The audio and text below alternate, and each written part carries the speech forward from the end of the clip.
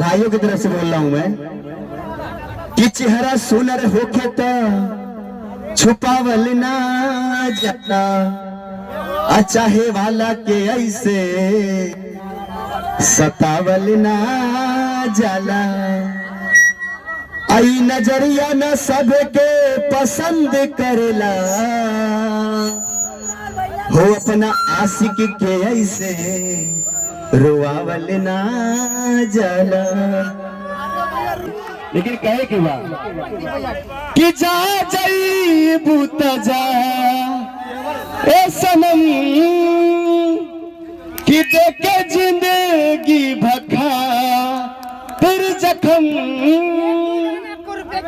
हो जानी सोचा हमारा बारे में, हो तुहरा खातिर हमारा माइल ना रहे, ई प्यार कल परसों के काइल न रहे, भुला गइल न रहे, भुला गइल वैसे जैसे भागिल न रहे। लेकिन कोई बात नहीं, मैं बताऊं आप लोग को एक बात कि दिल्ली की गलियों से छोटी उनकी सोच थी, कि दिल्ली की गलियों से छोटी उनकी सोच है और वो हमें समझ ना पाए।